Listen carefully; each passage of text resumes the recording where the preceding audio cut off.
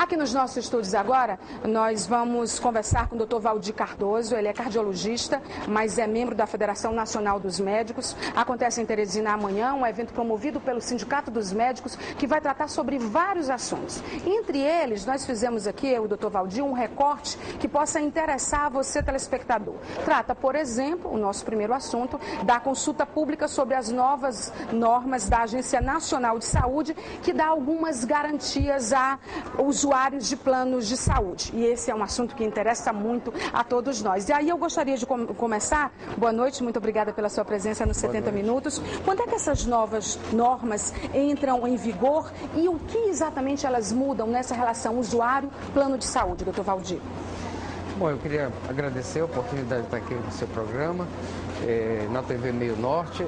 E, olha, a consulta pública, ela traz um importante avanço, a nosso juízo, na relação dos usuários com os planos de saúde. Porque uma grande reclamação, e isso não só dos usuários, mas até dos próprios médicos, é o tempo de demora para a realização de determinados procedimentos, que é enorme, às vezes né? até uma consulta. Então, essa iniciativa da ANS, que, como você falou, está em consulta pública, não tem data exatamente para estar em discussão, mas nós entendemos que é um avanço importante, que isto traz um grande benefício para o usuário e nós acreditamos que também para o trabalho médico é importante, porque muitas vezes os médicos ficam sobrecarregados, porque o plano de saúde tem um plantel de médicos pequeno, e com isso os consultórios ficam sobrecarregados, atrapalhando, digamos assim, aquela relação do médico com o cliente, com o paciente. E o senhor, como cardiologista, sabe bem como é essa relação, né? Então, ela é uma relação que precisa ser o mais harmônica possível e às vezes é natural que o usuário se sinta incomodado e se aborreça porque demora uma consulta, né? E tem razão, nós temos que prestar um bom serviço. E às vezes, por motivos alheios à vontade do médico e exatamente de responsabilidade da operadora, isso não acontece. Isso ficava um pouco à mercê dos próprios planos. Na verdade, a gente torce para que essa consulta pública não vire pizza, né? E que algumas necessidades dos usuários possam ser atendidas, como é o caso deles não encontrarem, por exemplo, profissionais com certa especialidade na área de atuação do plano. Ele precisa ser reembolsado em relação a isso, por exemplo. Essa é uma mudança importante, eu imagino. Não, você vê, tem verdadeiros absurdos. Na verdade, 10 anos atrás era um verdadeiro samba do crioulo doido. As operadoras faziam o que bem entendiam, né? A Agência Nacional de Saúde Suplementar veio para tentar organizar isso e tem feito isso com uma certa competência. Não o máximo como nós gostaríamos, nós médicos gostaríamos, nós cobramos mais. Mas você tem plano de saúde, por exemplo, que não tem, por exemplo, uma UTI neonatal, não comporta o atendimento de neonatologia. Então, o usuário tem uma criança que precisa desse atendimento, não tem. E o plano de saúde empurra para o Sistema Único de Saúde, o que não é correto, não é justo, já que o usuário paga por esse serviço e não tem. Isso é muito comum. Esse é só um exemplo, né? E a agência tem trabalhado nesse sentido. Nós médicos entendemos que são iniciativas importantes que visam trazer mais responsabilidade por parte das operadoras e um melhor atendimento para os clientes dos planos de saúde. É uma outra frente que a Federação Nacional dos Médicos tem aberta em relação às vagas destinadas a médicos através de concursos. No nosso caso, por exemplo, Fundação Municipal de Saúde, mas são fundações no Brasil inteiro que tem esse tipo de problema. De que maneira vocês esperam resolver legalmente essa situação? Bom, eu queria ainda te dar uma informação importante, porque nós falamos muito da agência, mas a Federação Nacional dos Médicos, na relação com as operadoras, entende que os médicos, eles não têm, por exemplo, garantias de você ter um reajuste, um contrato que preveja um reajuste na remuneração do valor dos procedimentos. Hoje nós tivemos uma reunião com Sim. a Agência Nacional de Saúde Suplementar, onde discutimos e vamos protocolar um documento propondo um acordo coletivo e o estabelecimento de uma data base para que os médicos, na verdade, 18 de outubro, dia do médico, é a nossa proposta, para que nós possamos, além de ter a satisfação do usuário, do plano de saúde, mas que também os médicos possam ter a garantia de discutir a remuneração do seu trabalho. Você já tem um cronograma, então, em relação a isso, não é importante falar? Nós estamos trabalhando esse documento e devemos, ainda no correr deste mês, protocolar e provocar essa discussão junto à ANS.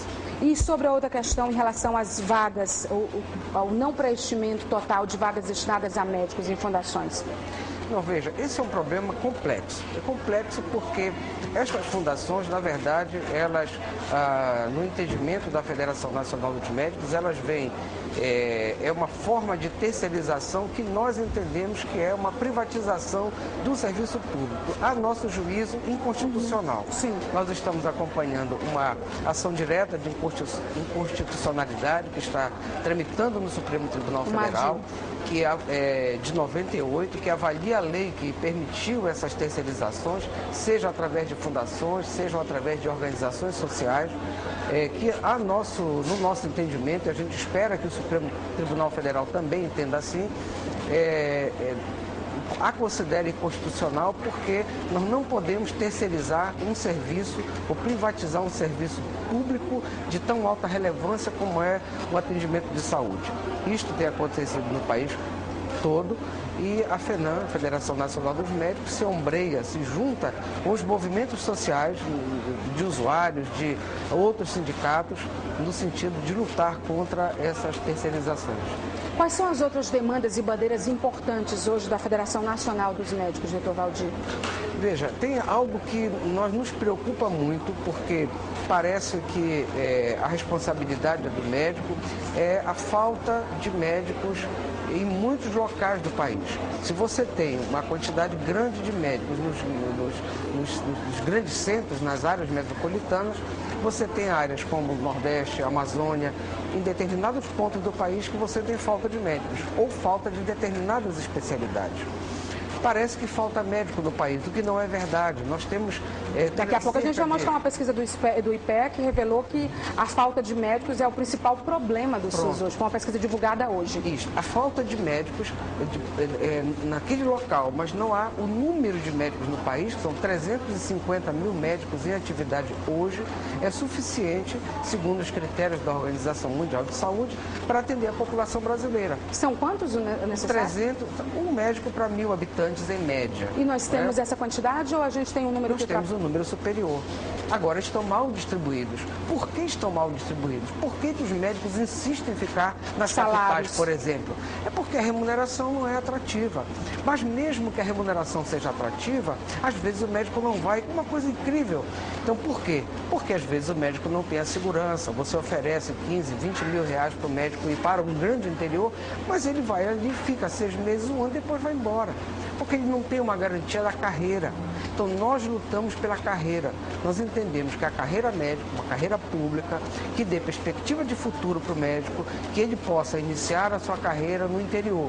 Ele fica ali 5 anos, 10 anos. A questão da vocação também, né? Hoje nós temos muitos cursos de medicina. Eu acho que também a questão da vocação, porque ganhar 15, 20 mil no interior e você poder exercer a profissão que você estudou e poder ficar ali, também para quem tem a vocação é interessante. Mas não é suficiente. Não é suficiente. Todo médico é vocacionado. Você pode ver, você conversa com um estudante de uma outra área, ele não quer saber de paciente, não quer ver sangue. Entende? É uma relação, você precisa ter muita vocação para ser médico. Entretanto, não basta isso. E não é só a remuneração, não é só o salário. Tem a vocação, agora tem a perspectiva de futuro. Você vê, não faltam promotores, não faltam juízes em via de regra nas comarcas, porque eles têm uma carreira. Então, a carreira médica, e nós defendemos que a carreira médica seja estadual de base municipal. Então, o Estado precisa assumir a responsabilidade de garantir a presença de médico nos municípios. O município pequeno não tem condições de contratar médico. Tem também a judicialização do setor de saúde, né? Que eu acho que... Esse é um tema, eu diria, apaixonante. Porque... um problema crônico que renderia uma boa entrevista também. Veja, mudando de assunto para a judicialização, porque é muito interessante, mas veja, é um direito do usuário, do cidadão. A judicialização acontece pelo avanço da cidadania no nosso país. As pessoas estão começando a exigir um direito que é garantia constitucional. A saúde é direito de todos e um dever do Estado. Então, o poder público deveria garantir isso. Se as pessoas não têm, elas vão ao judiciário. Então não são as pessoas ou o judiciário que está errado, é o sistema de saúde que ainda não conseguiu se organizar e ter recursos para garantir isso. Por este motivo, nós defendemos que a emenda constitucional 29, que garante um aporte maior de recursos para a saúde, seja regulamentada. Está há 10 anos no Congresso Nacional e ela não é regulamentada. E, pelo visto, esses problemas não são méritos só do Brasil, né? Quer dizer, principalmente na América Latina, os problemas relacionados à saúde são comuns ou eu estou enganada? Alguém encontrou uma solução para isso tudo em algum lugar? Não, veja, depende. A não ser em lugares desenvolvidos do primeiro mundo, onde a saúde é subsidiada pelo próprio governo, por exemplo? Eu diria, a saúde acaba sendo, entre aspas, um problema em todos os lugares, cada um a seu modo. Eu acho que aqui na América Latina você tem razão. Os sistemas de saúde é preciso avançar muito. O do Brasil é um dos melhores, não só da América Latina, mas do mundo, do ponto de vista da sua concepção. O serviço brasileiro é muito ruim na Agora, área, né? Embora nós tenhamos avançado muito, se você olhar antes do Sistema Único de Saúde e agora, a melhoria, o avanço foi espantoso. Se nós compararmos o que era aquela época, ainda insuficiente, porque nós precisamos melhorar sempre. Mas a verdade é que o sistema de saúde, via de regra, na América Latina, você tem razão, ele é muito insuficiente para a necessidade da nossa população. Muito obrigada pela entrevista, boa palestra. Amanhã vai ser no Sindicato dos Médicos? Sindicato dos A partir Médicos, de que horas? A partir das 8 horas. A partir das 8 horas da manhã, toda a classe convidada, né? Acho que tem muitos temas oportunos para vocês discutirem. Muito obrigada. E obrigado pela oportunidade de estar aqui.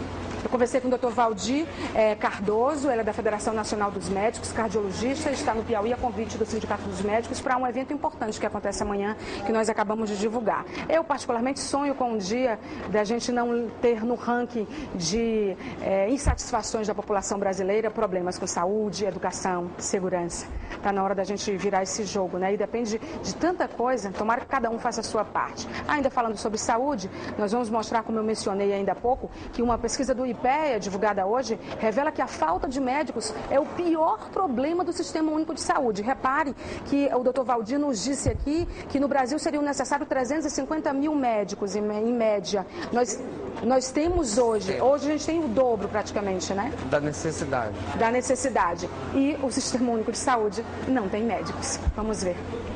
Um estudo do Instituto de Pesquisas Econômicas Aplicadas sobre a percepção da população sobre serviços de saúde mostra que a falta de médicos é o principal problema do Sistema Único de Saúde. O Instituto ouviu mais de 2.000 pessoas de todas as regiões do país, entre os dias 3 e 19 de novembro passado. De acordo com o IPEA, 57,9% dos entrevistados que usaram ou acompanharam familiares para atendimento no Sistema Público de Saúde nos 12 meses anteriores à pesquisa apontaram a falta de médicos como o problema mais grave do SUS. Para 35,9% das pessoas que utilizaram o SUS, a demora no atendimento é o segundo maior problema da rede pública, seguido da demora para conseguir uma consulta com especialista. 34,9% dos que utilizaram ou acompanharam familiares, contra 28,9% que não utilizaram o sistema público de saúde. Na outra ponta, os principais pontos positivos do SUS apontados por usuários e não usuários foi a universalidade do atendimento. A igualdade no atendimento é apontada como o segundo ponto mais positivo do SUS, à frente da distribuição gratuita de medicamentos, considerado o terceiro ponto mais positivo para 33,4% dos entrevistados que utilizam o sistema e para 30,1% dos que não utilizam.